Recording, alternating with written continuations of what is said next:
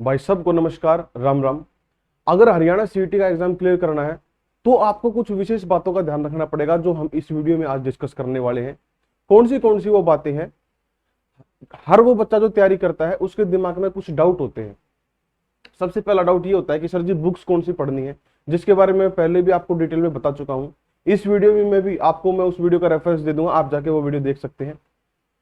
Books कौन सी पढ़नी है, सबसे पहली बात। दूसरी बात है, सर जी जो बुक पढ़नी है वो कैसे पढ़नी है, कोई टाइम टेबल भी तो होगा। तो टाइम टेबल जो आप बनाते हो लेकिन उसको फॉलो नहीं कर पाते, उसको वो प्रैक्टिकल रूप से पॉसिबल नहीं है, तो उसमें क्या कमी है, उन कमियों को निकाल करके एक टाइम टेबल मैंने बनाया है तुम सब के लिए। जो दिन में पढ़ाई करते हैं, जो रात में पढ़ाई करते हैं, वो सेम टाइम टेबल को रात को भी चला सकते हैं। ठीक है, अब बात सुनो सारे बच्चे ध्यान से। आपका जो भी टाइम टेबल है और मेरा जो भी टाइम टेबल, आप उसको मैच करके देखना। अगर आपको लगे कि हाँ ये प्रैक्टिकल पॉसिबल है और ये नहीं है, तो आपको जो सा बढ़िया लगा आप वो ले लो, लेकिन मैंने मैक्सिमम जो बेस्ट से बेस्ट आपका टाइम टेबल हो सकता है वो बनाया है आपके लिए। तो सबसे पहले बुक्स के बारे में हमने बात करनी है, फिर हमने बात करनी है किसके बारे में, टाइम टेबल के बारे में, जो आज की वीडियो की मेन बात है, क्योंकि टाइम टेबल के ही रूप से ये वीडियो में चलाऊंगा। तीसरी चीज कि एक ऐसी बात मैं आपको बताऊंगा जो एक्चुअली में मोस्ट इंपॉर्टेंट है, लेकिन बच्चे उस पर ध्यान नहीं देते। वो क्या है, वो है कि आपको कौन से काम करने हैं इन बचे हुए लगभग 50-60 दिनों में। क्योंकि आपको पता है 50-60 दिन ही है, क्योंकि ये वीडियो मैं 6 जुलाई को रिकॉर्ड कर रहा हूं, और अगर 6 जुलाई को मैं इसको रिकॉर्ड कर रहा हूं तो जुलाई के ये मान लो आपके पास 25 दिन है।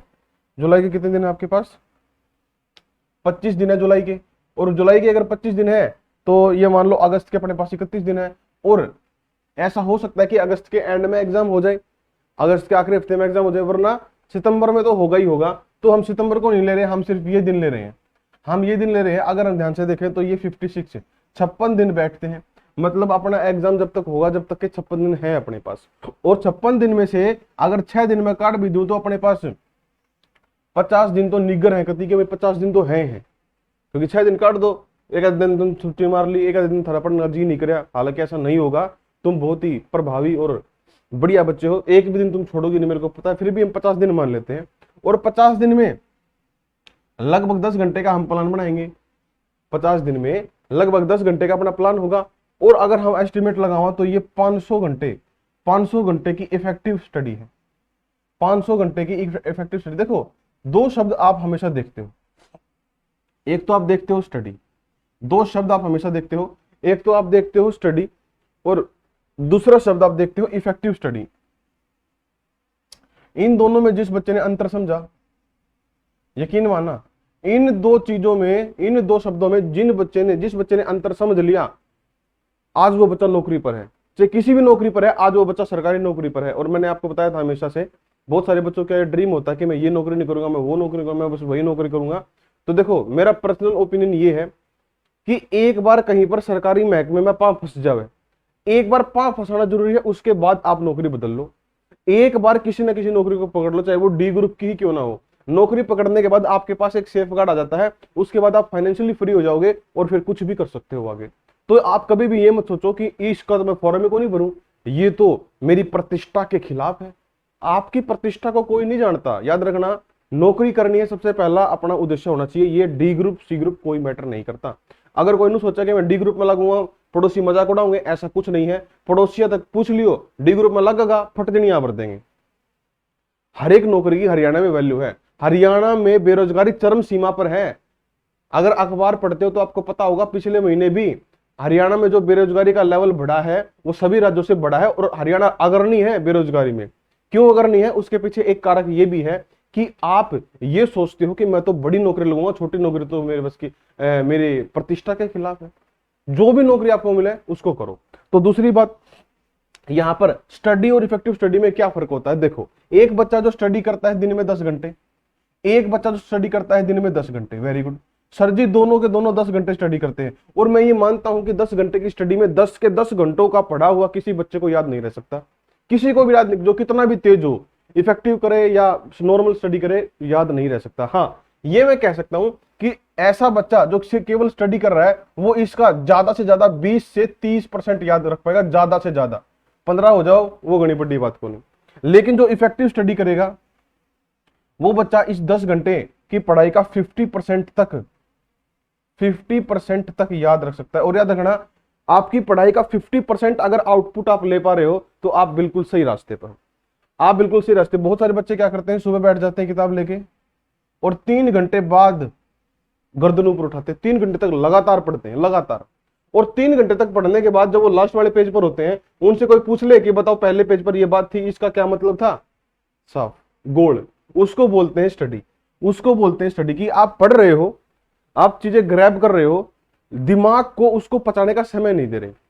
ये जो तरीका है ना, आप इस बात को देखो, दिमाग को उसको पचाने का आप समय नहीं दे रहे, आपको उसको पचाने का समय देना है। जैसे कि हम खाना खाते हैं, खाना खाने के बाद अपने पेट में खाना रहता है कि नहीं रहता, या एकदम से पच जाता है।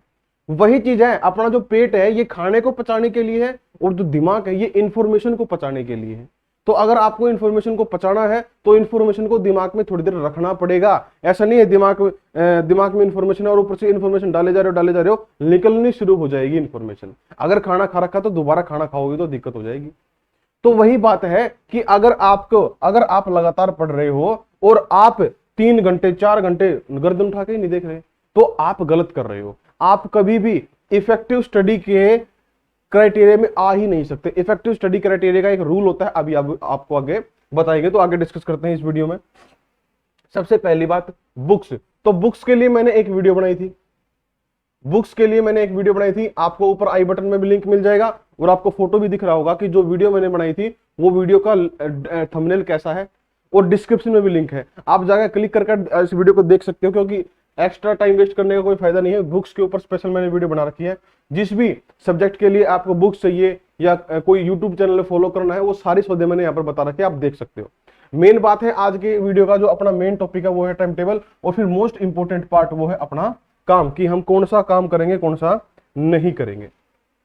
तो बात करते हैं टाइम टेबल की। देखो सारे बच्चे, कि आपका टाइम टेबल क्या होगा, याद रखना। ये टाइम टेबल मैं दिन वाले बच्चों के लिए बता रहा हूं, आपके हिसाब से आपका टाइम टेबल अलग हो सकता है, मेरे को आपका रूटीन नहीं पता, लेकिन मैं एक ऐसे बच्चे को सोच के टाइम टेबल बना रहा हूं जिस बच्चे का दिन में और कोई काम नहीं है, सिर्फ पढ़ना आपका काम है। और अगर आप कोई जॉब करते हो कुछ करते हो तो आपका टाइम टेबल उसके हिसाब से स्प्लिट हो जाएगा, ठीक है। तो आप देखो, सबसे बड़ा क्वेश्चन जो बच्चों के दिमाग में आता है कि सर जी उठना किस टाइम है, तो याद रखना, उठने का टाइम आपका 5 बजे का होना चाहिए। उठने का जो टाइम है आपका 5 बजे का होना चाहिए। 5 बजे आपको उठ जाना चाहिए, वेकअप। 5 बजे आपको उठ जाना है। और देखो, जल्दी उठने की तो आप आदत बनाओ। अगर आप दिन में पढ़ रहे हो तो आप 5 बजे उठने की आदत बनाओ। अगर आप रात में पढ़ रहे हो तो फिर इस टाइम आप सोने की आदत बनाओ। बात आई समझ में? उठने की आदत 5 बजे, 5 बजे का अलार्म है तो आंख खुल जानी चाहिए और तुम बिस्तर से बैठ जानी चाहिए। याद रखना, जब बिस्तर से बैठो तो एकदम से उठ के मत चला करो। कई बार बच्चों को ऐसा फील होता है कि सर जी जल्दी तो उठ लेते हैं, लेकिन फिर उसके बाद ना पूरे दिन आलस फील होता है। वो आलस क्यों फील होता है? क्योंकि आप हर एक चीज में तगाजा करते हो। जब आप सुबह सुबह उठते हो तो एकदम से आपका माइंड जो वो इतना एक्टिव नहीं होता। जैसे कंप्यूटर को जब हम चालू करते हैं तो वो एकदम से चालू नहीं होता, वो पूरी प्रोसेस पूरा बूटअप होकर लास्ट में जाके आपको डेस्कटॉप दिखता है। तो उसी प्रकार जब आप एकदम से उठते, मान लो अलार्म बोलते आपकी आंख खुली, ओह पढ़ाई करनी, आप एकदम से उठे और उठ के चल पड़े ना। आपका दिमाग अभी लगभग 5-7 सेकंड पहले सो रहा था, आप सो रहे थे, दिमाग तो हर जगह ही था लेकिन सोने की मुद्रा में था, और आप अभी 5-7 सेकंड के बाद चल रहे हो अपने फर्श पर, तो वो बहुत ही ज्यादा गलत है।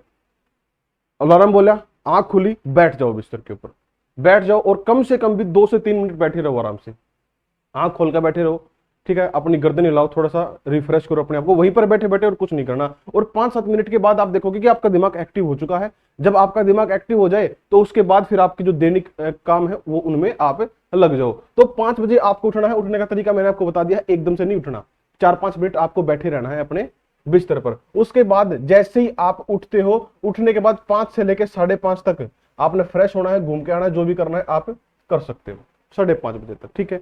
और एक्यूरेट 5:30 बजते ही आपका टाइम टेबल शुरू हो जाता है। याद रखना, बहुत सारे बच्चे कहते हैं कि सर जी हम तो लाइब्रेरी में जाते हैं। बेशक आप लाइब्रेरी में जाते हो, लेकिन 5:30 बजे तुम्हारा काम टाइम शुरू हो गया। अगर तुम सुबह उठकर ये टाइम नहीं दे पा रहे तो तुम बहुत बड़ी गलती कर रहे हो, अपने दिन को छोटा कर रहे हो तुम। याद रखना, एक सक्सेसफुल इंसान है, एक कामयाब इंसान दिन में कभी भी 8 घंटे नहीं सोता। अगर कोई थार तनु को है 8 घंटे एक बहुत ही इफेक्टिव नींद होती है, मेरे को पता है। एक कामयाब इंसान दिन में, आपको लगता है कि बहुत बड़े बड़े कंपनी के जो मालिक है, जो सीईओ है, ये रात को 8-8 9 घंटे सोते होंगे? ना, इनके पास टाइम ही नहीं है सोने का। तो एक सक्सेसफुल इंसान नहीं सो सकता। तो एक आदमी बहुत बड़ी कंपनी का मालिक जिसके पास करोड़ों रुपया और दिन के पता नहीं कितने वो छापता है, अगर वो अपनी जिंदगी के लिए 8 घंटे नहीं सो रहा, तो ये भी तो आपकी जिंदगी का काम है। नौकरी लगना आपकी जिंदगी का काम है, और अगर आप इसमें भी आलस कर रहे हो, आप 10-10 घंटे सो रहे हो, रात को लेट सो रहे हो, सुबह बहुत लेट तक उठ रहे हो, तो आप गलत कर रहे हो। ये आपको थोड़ी सी अपनी हैबिट सुधारनी पड़ेगी। 5:30 बजे तक आपको उठ जाना है। मतलब कि 5 बजे उठ के 5:30 बजे तक बिल्कुल रेडी पढ़ने के लिए। आपको नहाना है तो आप नहा भी सकते हो, नहाकर देखो 5 बजे आपको मजा आएगा। 5:30 बजे आपको नहा लिए, मतलब आप फ्रेश हो गए, आपने बैठ के पढ़ाई करना। उसके बाद सबसे पहला काम, बात करते हैं सबसे पहले काम की, कि सबसे पहला काम आपका क्या होगा, जो कि 5:30 से और 8 बजे तक का होगा। अब यहां पर मैं आपको एक बात पर ध्यान दिलाना चाहूंगा, आपका ध्यान आकर्षित करना चाहूंगा एक बात की तरफ। यहां पर 5:30 से लेकर 8 बजे तक 2.5 घंटे होते हैं। 2.5 घंटे, ये 2.5 घंटे आपकी जिंदगी के, आपके दिन के सबसे महत्वपूर्ण 2.5 घंटे हैं। अगर आप इन 2.5 घंटों को बेहतर तरीके से यूटिलाइज करोगे तो आपका पूरा दिन अच्छा जाएगा। याद रखना, अगर शुरुआत बढ़िया करोगे तो और आगे काम भी अच्छे होते चले जाएंगे। लेकिन अगर यहां पर गड़बड़ कर दी तो आगे का सारा टाइम टेबल बिगड़ जाएगा, आपका मन ही नहीं लगेगा पढ़ाई में। जैसे आपने भी ये बात फील की होगी, बहुत सारे बच्चे लाइब्रेरी में जाके बैठते हैं, सबसे पहले करंट अफेयर करते हैं। तो अगर वो करंट अफेयर जब तक ना करे ना, उनकी बाकी की स्टडी अधूरी रहती है। उनका ऐसा फील होता है दिन के, जब दिन खत्म हो जाता है, कि कुछ ना कुछ कमी है आज पढ़ाई में। तो वही चीज है कि आप 5:30 से और 8 बजे तक क्या पढ़ेंगे, करंट अफेयर पढ़ेंगे। सुबह सुबह करंट अफेयर पढ़ेंगे, और करंट अफेयर कितनी पढ़नी है, कहां से पढ़नी है, हर एक चीज जो मैंने अभी आपको बुक्स वाली वीडियो बताई है उसके अंदर सारी चीजें मैंने एक्सप्लेन कर रखी है। आप ध्यान से उसको देख लेना, ये वीडियो कंप्लीट कर लो, उसके बाद देख लेना, ठीक है। 5:30 से 8:30 करंट अफेयर हम पढ़ रहे हैं, ठीक बात है, कोई दिक्कत नहीं। उसके बाद 8 बजे से 9 बजे तक, अब यहां पर ध्यान देंगे, 8 बजे से 9 बजे तक ये टाइम है आपका खाने पीने का, नाश्ता करने का, और जहां पर आपको जाना है पढ़ने के लिए, लाइब्रेरी में जाना है या कहीं पर भी एकेडमी पर जाना है, या जहां पर भी आप जा रहे हो। एकेडमी पर जा रहे हो तो देखो ये प्लान आपके लिए है ही नहीं, फिर तो आप एकेडमी के प्लान से चलोगे। लेकिन अगर आपको लाइब्रेरी में जाना है तो आपके पास ये 1 घंटा है, 8 से लेकर 9 बजे तक। अपने टाइम के पाबंद हो जाओ। अगर 8 बजे तो 8 बजे ही उठना है करंट अफेयर पढ़ के, और 8 बजे उठ के 8 से 9 बजे तक 1 घंटे तक लगातार, 1 घंटे तक लगातार आप सिर्फ वही करोगे जो मैंने कहा, क्या कि अपनी लाइब्रेरी में जाओगे या जहां पर भी आप पढ़ने जाते हो आप वहां पर जाओगे। तो ये आपका ट्रेवल टाइम हो गया, ट्रेवल टाइम हो गया ये आपका ट्रेवल टाइम। उसके बाद तीसरी चीज, उसके बाद तीसरी चीज क्या है, तीसरी चीज है साहब जी की 9 बजे आप पहुंचे लाइब्रेरी में, और सबसे पहला स्लॉट आएगा आपका 9 से लेके 11 बजे तक का। सबसे पहला स्लॉट आएगा 9 से लेके 11 बजे तक का, 2 घंटे का स्लॉट। अब यहां पर आप कहोगे कि सर जी अभी अभी आपने मना किया था कि 3 घंटे लगातार नहीं पढ़ना, अभी अभी आपने बात करी, और अभी अभी आप 2.5 घंटे लगातार करंट अफेयर करने की बात कर रहे हो। तो जितनी बात मैं यहां पर करूंगा, जितनी भी बात करूंगा, उन सारी बातों के बीच में एक बात कॉमन होगी, सारे बच्चे लिख लेना इस बात को। और वो कॉमन बात क्या होगी कि आपको हर 2 घंटों के बीच में, मतलब जैसे कि 1 घंटा जैसे ही खत्म हुआ और अगला घंटा शुरू होने वाला है पढ़ते पढ़ते, उसके बीच में आपको 10 मिनट का गैप देना ही देना है। 10 मिनट का गैप देना। जैसे कि मान लो आप 5:30 बजे बैठे हो पढ़ने के लिए, तो 5:30 से तो आप लगातार मान लो 7 बजे तक पढ़ लो, या सुबह सुबह दिमाग फ्रेश होता है तो आप 1-1.5 घंटा पढ़ सकते हो, 7 बजे तक पढ़ लो। लेकिन 7 बजे पढ़ने के बाद 7 बजे से लेके, ये मैं आपको एग्जांपल दे रहा हूं, 7 बजे से 10 बजे, 7 बजे से 7:10 तक, मतलब कि 10 मिनट तक आपको नहीं पढ़ना। बैठ के कोई गाना सुन लो, थोड़ा सा घूम के आना है अपनी छत पे या अपने घर में किते, तो घूम आओ, रोड पर घूम के आना, 10 मिनट खातर घूम आओ, कोई दिक्कत को नहीं, किसी से बात करनी है बात कर लो, कोई समस्या को नहीं। लेकिन 10 मिनट का ब्रेक देना जरूरी है। तो यहां पर एक कॉमन 10 मिनट का ब्रेक हर घंटे के बीच में आपको देना है। ये बात हर जगह अप्लाई है, जितनी भी बात मैं यहां पर लिखवाऊंगा हर जगह ये बात अप्लाई है, इसके अंदर कोई भी शंका नहीं आपको होनी चाहिए। जैसे कि 9 से 11 मैंने आपको बताया, 9 से 11 आप यहां पर क्या पढ़ोगे, स्पीडी पढ़ोगे। ये आपकी स्टडी का प्लान है, स्पीडी। और इसका आपको ना दिल से, तहे दिल से क्या मारना है, इसका रट्टा मारना तहे दिल से, क्योंकि इसके अंदर सीखने की कुछ है ही नहीं चीजें। इसके अंदर सिर्फ स्टैटिक क्वेश्चन है। वॉल्यूम 1 आपने ले रखी होगी स्पीडी की, तो नहीं ली तो ले लियो। तो स्पीडी का आपको रट्टा मारना है और आपको इसके अंदर कुछ नहीं करना। और याद रखना ये भी उसी प्रकार है, जैसे ही 10 बजेंगे, 9 से 10 बजेंगे, तो 10 बजे से लेके 10 बजे से 10 मिनट तक, 10 बज के 10 मिनट तक आपको 10 मिनट का ब्रेक लेना है, और बाकी बचा हुआ फिर और स्पीडी का रट्टा मारना है। उसके बाद बात करते हैं 4 बजे की, तो मतलब चौथे आइटम की। तो यहां पर क्या है, जैसे 11 बजेंगे, तो 11 बजने के बाद आपको फिर 10 मिनट का ब्रेक देना। ऐसा नहीं है कि आप अगले सेक्शन पर जाते हो तो डायरेक्टली। अच्छा, यहाँ पर जो 10 मिनट का ब्रेक मैं क्यों दे रहा हूँ, क्योंकि मैंने आपको स्टार्टिंग में क्या कहा था कि जैसे पेट खाने को पचाने के लिए टाइम लेता है, तो दिमाग भी इंफॉर्मेशन को पचाने के लिए टाइम लेता है। तो पिछले 50 मिनट में आपने जो बात पढ़ी है, उनको अगले 10 मिनट में पचाने के लिए दिमाग को टाइम दो, ना कि और इंफॉर्मेशन भरो, तो आप शायद उस लॉजिक को समझ पाए होगे। ठीक है ना। तो आप यहां पर जैसे 10 बज के 10 मिनट 11 बज के 10 मिनट पर अगला आपका काम शुरू होता है। वैसे मैं यहां पर 11 बजे लिख रहा हूं, लेकिन आपको 10 मिनट का ब्रेक तो देना ही देना है। ठीक है। अपने फोन में रिमाइंडर सेट कर लो, टाइम सेट कर लो, कुछ भी कर लो, क्या फर्क पड़ता है। बहुत सारे अलार्म लगा लो, हर 50 मिनट के बाद एक अलार्म लगा लो, हर 1 घंटे के बाद एक अलार्म लगा लो, आपकी मर्जी है। आपको अपनी स्टडी को अच्छा करना है, जैसे आप करो वैसे करो। 11 बजे से लेके और 1 बजे तक, अब हम पीएम में चले गए, एएम से पीएम में, 11 बजे से लेके 1 बजे तक यहां पर आपको हरियाणा जीके पढ़नी है। किस बुक से पढ़नी है मैंने वो भी आपको बता रखा है उस वीडियो के अंदर। ठीक है जी, ये हो गया। उसके बाद 1 बजे से लेके 2, मैं यहाँ पे लिखूंगा नहीं, लेकिन आप खुद सोच लो, 1 बजे के बाद और 2 बजे तक 1 घंटे का गैप है आपका। 1 बजे से लेके 2 बजे तक लगातार 1 घंटे का आपका रेस्ट है। उसमें आपको खाना खाना है, सोना है, लौटना है, चाय पीनी है, हुक्का पीना है, वैसे मत पिया करो, फिर भी पीना है तो थारी मर्जी है, अब मैं कुछ नहीं कर सकता। तो आप उस 1 घंटे में कुछ भी करो, आपकी मर्जी। ठीक है। उसके बाद जैसे ही 2 बजते हैं, 2 बजे फिर हम रेडी हो जाते हैं। जैसे ही 2 बजेंगे, 2 बजते ही हम फिर रेडी हो जाएंगे। तो 2 बजे से लेके और 4 बजे तक बीच बीच में 10 मिनट का गैप चल ही रहा है, वो गैप तो हर जगह चलेगा। 2 बजे से 4 बजे तक, 2 बजे से 4 बजे तक, 2 बजे से 4 बजे तक आपको एक बुक पढ़नी है जिसका नाम है लूसेंट। कई बार मेरे से बच्चे पूछते हैं, सर जी एसएससी की प्रीवियस ईयर है मेरे पास किरण की। कई बार बच्चे पूछते हैं कि सर जी एसएससी की प्रीवियस ईयर है मेरे पास किरण की, क्या वो कर लूं? कर लो, कोई दिक्कत। बुक कोई भी खराब नहीं होती, सारी बुक बढ़िया होती है। इसमें थोड़ी सी इंफॉर्मेशन ज्यादा है, इसमें थोड़ी सी इंफॉर्मेशन ज्यादा है। अगर आप चाहते हो कि एसएससी के प्रीवियस ईयर आप करो तो एसएससी का प्रीवियस ईयर करो, कोई दिक्कत नहीं। किरण का अगर आपके पास है तो अलग से लूसेंट लेने की जरूरत नहीं है, आप इसकी जगह पर उसको कर सकते हो। ठीक है, कोई दिक्कत नहीं, बस बुक आपके पास अच्छी होनी चाहिए।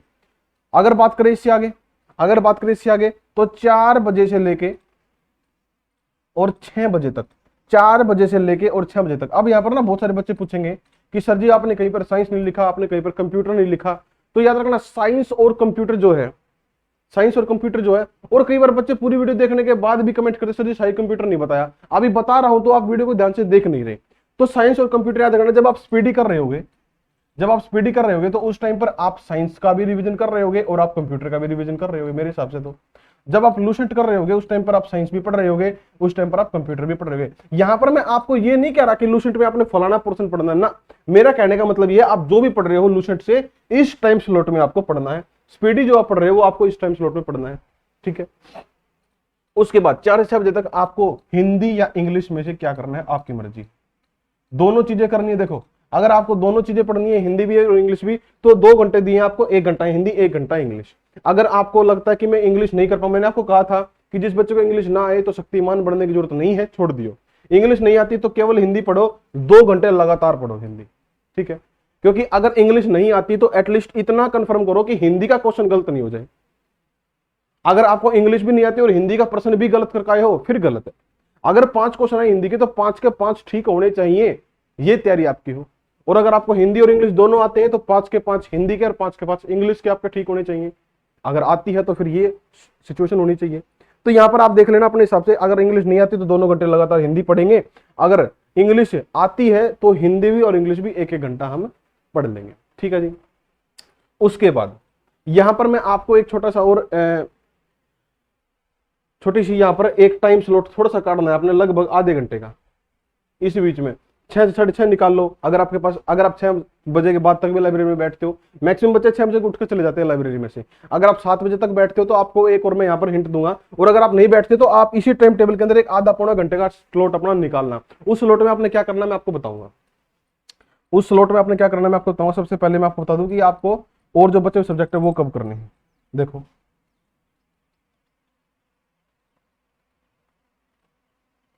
मोस्ट इंपॉर्टेंट चीज है भाई,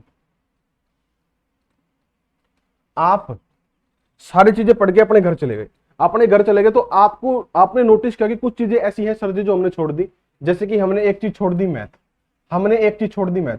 तो सबसे पहले मैथ की कौन सी बुक लेनी है मैंने आपको बताया, मैं रिपीट भी कर रहा हूं, RS अग्रवाल आप ले सकते हो, कोई दिक्कत नहीं है, आपके लेवल तक की बिल्कुल सही बुक है। क्वेश्चन बहुत है उसके अंदर प्रैक्टिस करने के लिए, आपको ज्यादा कुछ लेने की जरूरत नहीं। तो मैथ के अंदर आप आर एस अग्रवाल की बुक ले सकते हो। और दूसरी बात है, आर एस अग्रवाल से मेरे को याद आया, आर एस अग्रवाल बुक का complete solution, R S Agarwal book का complete solution from chapter 1 to chapter, उसमें बहुत सारे चैप्टर हैं, जितने सारे चैप्टर हैं उन सभी चैप्टर का सॉल्यूशन बहुत जल्दी अपने चैनल पर ही आने वाला है।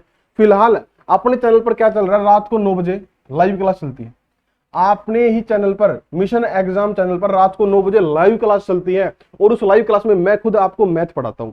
ठीक है, जितने भी महत्वपूर्ण प्रश्न है मैं फिलहाल वो आपको करवा रहा हूं डेली रात को 9 बजे, रात को 9 बजे है ये PM, डेली रात को 9 बजे लाइव आपको पढ़ाता हूं। और बहुत जल्दी इसी टाइम स्लॉट में, मतलब 9 से 10 वाले स्लॉट में ही मैं आपको इस बुक का सॉल्यूशन करवाना शुरू कर दूंगा। नंबर सिस्टम से शुरू करेंगे हम, और बिल्कुल बेहतरीन तरीके से पूरी बुक को खत्म करेंगे। जब तक आपका एग्जाम होगा 70 से 80% बुक को हम खत्म कर चुके होंगे, जो अपने लिए महत्वपूर्ण होगी।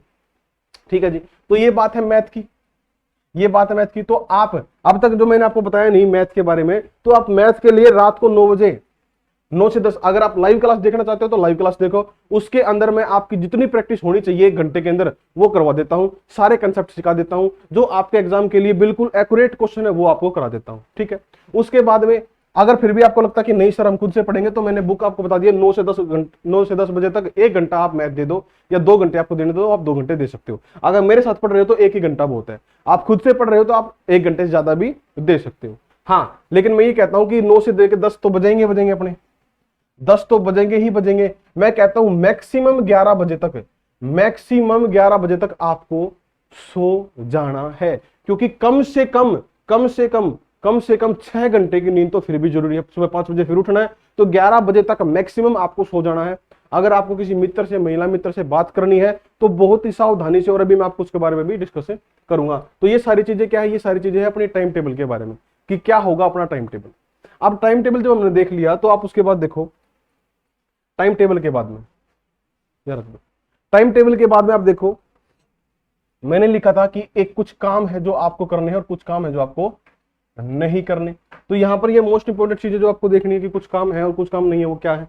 उससे पहले एक और इंपॉर्टेंट चीज जो मैं छोड़ रहा हूं, जो मेरे को नहीं छोड़नी चाहिए, याद रखना, जितनी भी ये मैंने चीज बताई है, जितनी भी मैंने चीज बताई है, अगर मैं आपसे कहूं कि इतना सब कुछ पढ़ने के बाद भी, इतना सब कुछ पढ़ने के बाद भी आपकी जो तैयारी है, इतना सब कुछ पढ़ने के बाद भी आपकी जो तैयारी है, इतना सब कुछ पढ़ने के बाद भी वो केवल और केवल 10% है।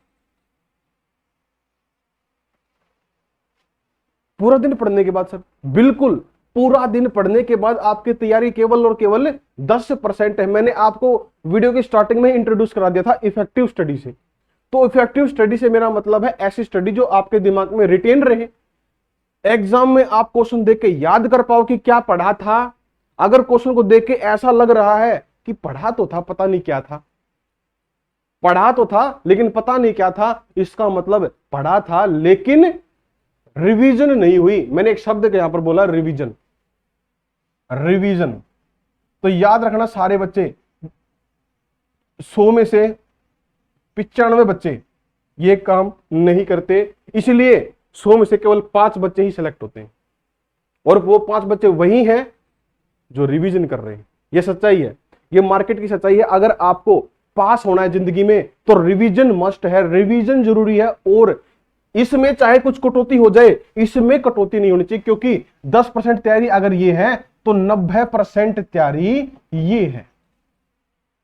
और एक्चुअल में बताऊं आपको, उल्टा प्रोसेस है, उल्टा रेशो है कि इस 10% तैयारी को करने के लिए आपका 90% हंगा लगेगा, और इस 90% तैयारी को करने के लिए आपका केवल और केवल 10% हंगा लगेगा।